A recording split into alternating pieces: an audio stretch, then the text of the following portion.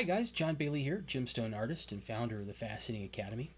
Here we have an Oregon sunstone that we marked up in a previous video to show the cleavage planes and where we're going to disassemble the stone along these lines. We're going to use tile nippers to take these apart. Here's a cleavage line, here's another cleavage line. They're drawn in. The reflection that we see there, the bright light, is from light entering the top of the stone and reflecting off one of the cleavage planes. It's entering here. Here we can shadow it to show that's where the light's coming in. And we're going to take these cleavage lines apart. We're going to begin with this cleavage line right here.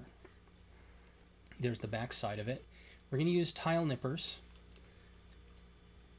and very carefully place the sharp edge of the tile nippers right on the cleavage line that we've drawn. And with a little squeeze, we activate the cleavage and the waste material comes away.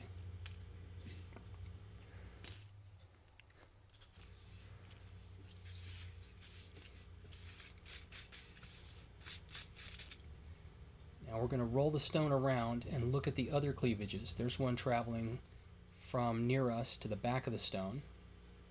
Mark across the center. And what I'm doing here is rolling this around to decide which of the cleavages to disassemble next.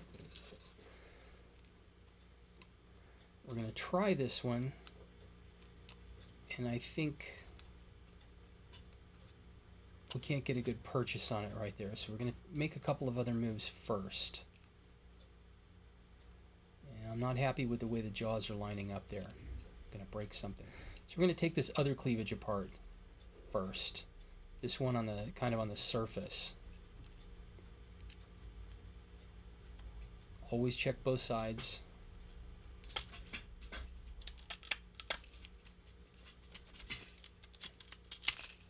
And that one's not coming off particularly clean.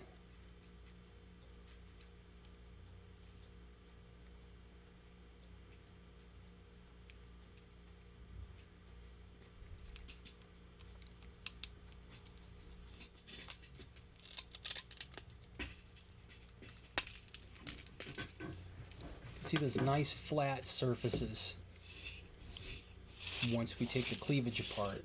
Breaks in a nice flat surface.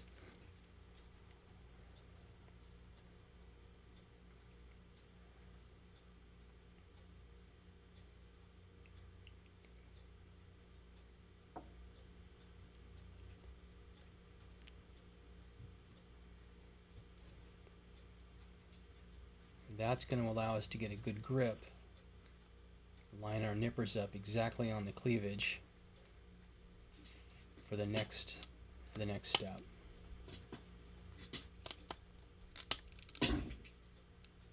And quite often the shock of that, you'll see that it took apart not just the one we had the jaws on, but the shock traveled across and let the other cleavage go.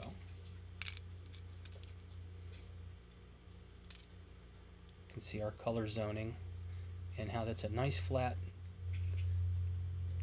tabular piece. There's another one, nice and flat, cleavage planes on both sides.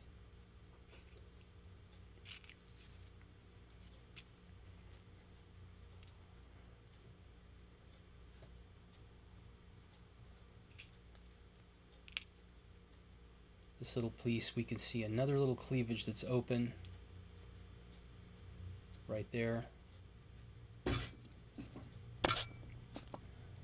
Let's zoom in and get a closer look. Right there. It doesn't travel all the way across. There it is parallel to the other cleavages that turned loose, but it curves out so it doesn't completely narrow the stone.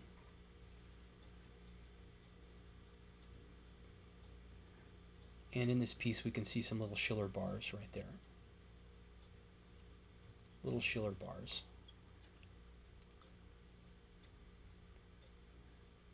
This is going to become a nice oval stone that looks like this.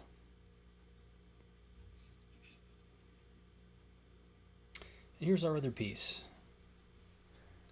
We've been debating about whether this is going to be a kite shape or maybe a pear. We can get a much better idea of the distribution of the color now. But there's still a good sized piece that has to come off. There's our cleavage surface.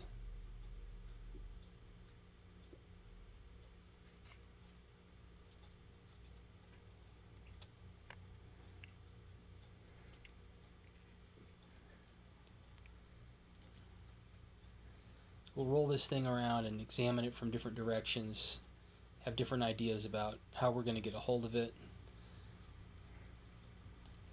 and cause that cleavage to finish its movement. Maybe consider whether or not we're going to use a saw instead of nippers.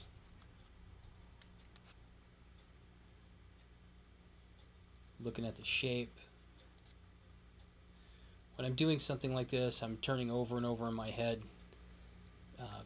best location of the color, best direction of the color, how to orient the color, how to orient the schiller. What's the stone going to look like that's going to surround these features and this color? How are we going to get the best value, best presentation out of the stone? And I'm looking at that structural weakness of that cleavage, and I keep knowing, you can see little shadows of part of it still open inside there, right there. I keep knowing that it's really got to come off. I'm just looking at the best way to achieve that, and at the same time I'm mapping out the best possible gemstone, finished gemstone, inside the piece.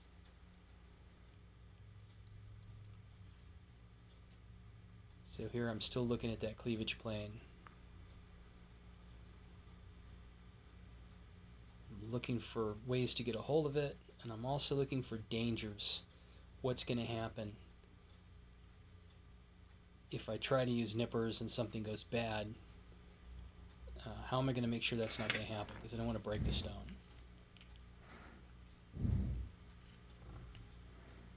Here we're going to orient the nippers, get a good grip on it. There you can see where we got a hold of it. Exactly how I chose to place the nippers. I'm putting a little sideways pressure with my hand. And there we go. Nice flat cleavage plane.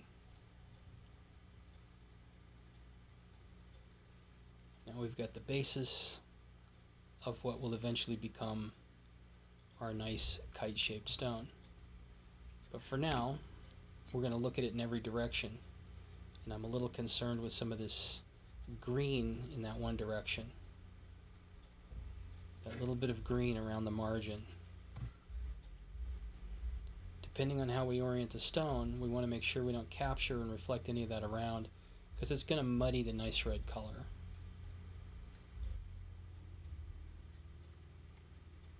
So again, more study. Where's the color? Where's the schiller? Double checking for any more flaws, any more things that might be a problem.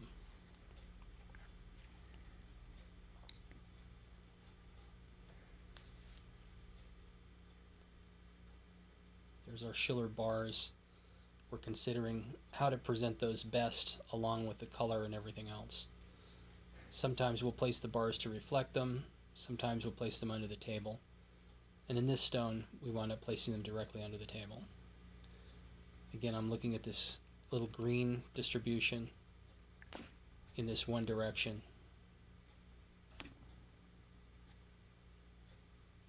A little green halo right there. I want to make sure that in my final plans that doesn't turn into something that muddies the color. I want a really pure red color out of this stone.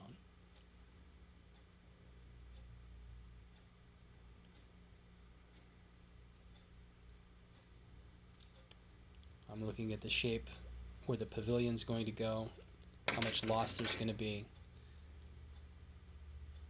And I'm considering a variety of different possible gem designs, from a pear to a kite, whether to use a step cut or a deep bury-in pavilion.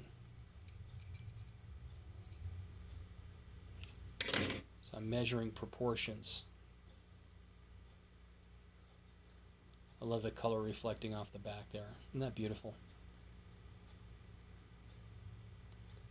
You gotta love Oregon Sunstone. It's like holding fire in your hand. And here's how this stone finished out.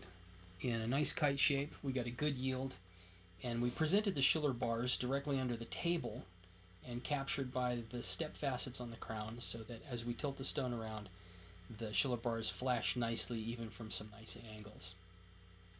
I hope you enjoyed our video on cobbing and orientation of color and schiller in this particular piece of Oregon Sunstone.